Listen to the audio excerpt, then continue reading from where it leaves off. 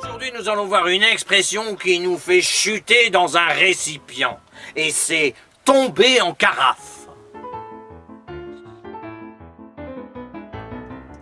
De nos jours, vous utilisez cette expression pour dire que vous ou une personne est abandonnée. Ou lorsque vous êtes en panne, en rade. Par exemple, l'autre jour, j'ai croisé un génie qui sortait de sa lampe. Juste au moment où j'allais lui exprimer mon vœu, il est tombé en carafe. Mais d'où vient cette expression ? Cette expression nous vient du 19e siècle. À cette époque, on avait pris l'habitude de comparer la bouche au bec verseur de la carafe.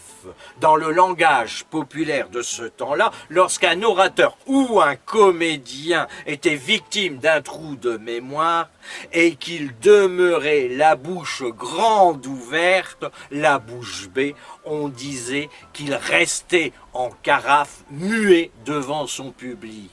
Par la suite, cette expression était reprise par les aviateurs de la Première Guerre mondiale, qui l'utilisaient lorsque le moteur de leur appareil tombait en panne en plein vol. Silencieux, il tombait en carafe. Voilà d'où vient cette expression.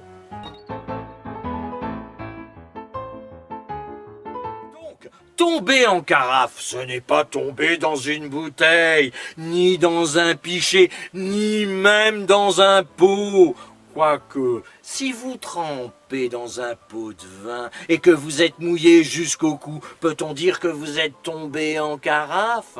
Bon, sur ce, je voulais chercher la solution en vain, à moins que vous restiez bouche bée. Allez, au revoir et à bientôt.